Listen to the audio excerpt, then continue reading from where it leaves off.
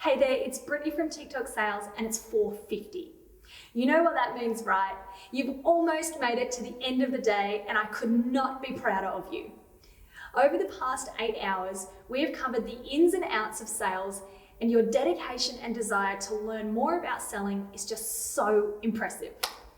Now, although listening to something once and then remembering it for life would be the best case scenario, the reality is that most of what we learn goes in one ear and out the other.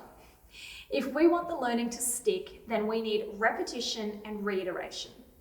That's why this video is a full recap of the 9 to 5 Power Plan. I put together this program so that you could come out with your very own sales system. I was trying to have a play on the whole TikTok thing, clocks in particular. And it occurred to me that a typical workday has 8 hours, which ties into the 8 steps of a sales plan.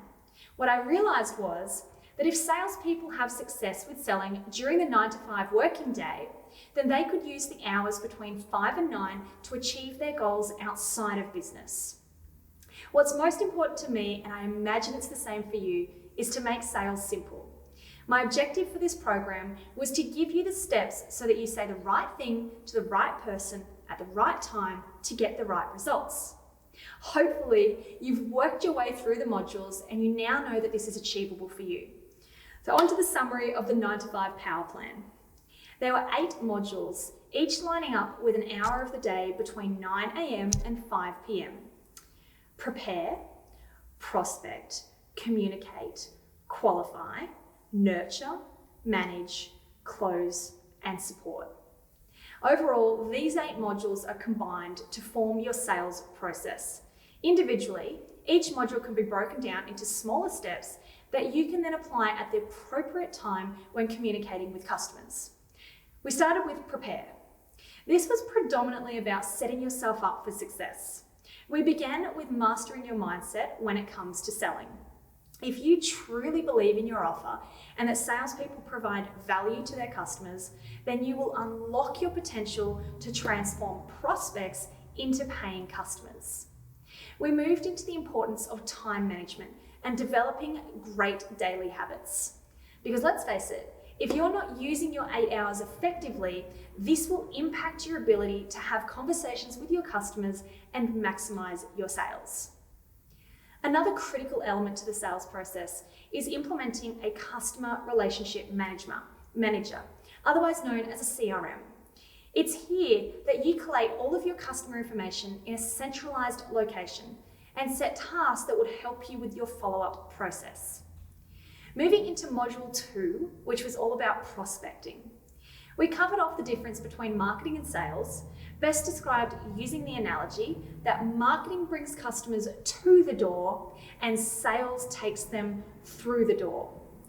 Now, understanding that there are different buying archetypes and how these fit into the sales funnel came next, which was followed by documenting your ideal customer. Dare I say it, your ideal customer profile has been the most important topic that we've covered so far.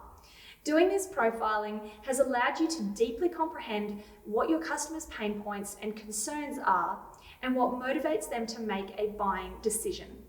You should always keep this information front of mind when having conversations with customers. Equally important is the offer or offers that you present to these customers. It has to align with their needs and provide enormous amounts of value before they are willing to say yes. And to finish off with the prospecting module, we learn how important it is to deal with decision makers. And there's some tips here for finding out who they are and how to get in front of them. Module 3 is communicate. Most of what we went over in this module is common sense, but just because it's common sense doesn't mean that it's common practice. First of all, we need to recognize that everybody has a different communication style. What works for one customer may not work for another, so we need to vary how we connect with them. Building rapport, applying tonality, and creating a winning first impression all form part of your successful sales strategy under the communication module. My favorite video in this section is the language to stop and start using. This is the one that opens salespeople's eyes about how simple changes to your language can have a huge impact on your ability to convert. Finally, we used the pitch anagram to help you put your best foot forward when it comes to pitching. Qualify was the name of the game for Module 4, specifically your ability to question some more during your sales conversations. If you didn't already know this, it shouldn't come as a surprise that listening is the easiest and best way to learn more about your customers' needs. Next, we covered the fact that you must do your research before connecting with customers and follow the 4-step call structure. 1, desired outcome, 2, targeted questions, 3, likely objections, and 4, call to action. And at the end of the Communicate module, we put together some strategies for moving your customer along their path to progress. Namely, how important it is for you to always set the next step for them to advance the deal. Module 5 was focused on nurture. Go back and watch the 1 o'clock video for a quick reminder about what happens when you nurture the little fish. It was during Module 5 that we truly comprehended why the fortune is in the follow-up. It's not about always selling our product or service. Sales is about building relationships and staying connected with our customers to remind them about the value that we have to offer. No matter what our best intentions are, sometimes our customers do the disappearing act. Instead of giving up and thinking that they don't want what you have to give, remember that they are probably busy or there's something else distracting them from moving forward with you. Don't let this stop you in your tracks. Continue to follow up until you get a clear yes or a definite no. Manage was the topic for Module 6, specifically how to manage customer objections. But before we went into the strategies, we first looked into why objections pop up. By the way, it's because the customer is seeking more clarity before they can say yes. You may have missed a step or two, and they're giving you the opportunity to explain further. The easiest way to overcome objections is to anticipate them in the first place. If you know what they will likely be, then you can prepare responses in advance. Typically, the objections you will hear are too expensive, need to ask somebody else, and I'm not ready yet. Watch the 3 videos that are dedicated to overcoming these objections.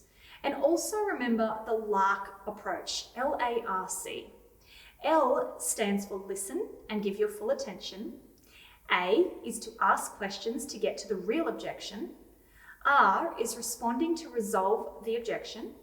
And C is when you confirm that you have satisfied the customer. Next, we moved to Module 7, which was all about the close. If you remember, we covered the ABC. Always be closing. This doesn't mean always trying to get the deal over the line. It means that your sales process is about moving your customer towards the finish with lots of micro closes along the way. You should now appreciate the concept of creating urgency to prompt a decision. And there's plenty of tips in these videos about motivating your customer to say yes.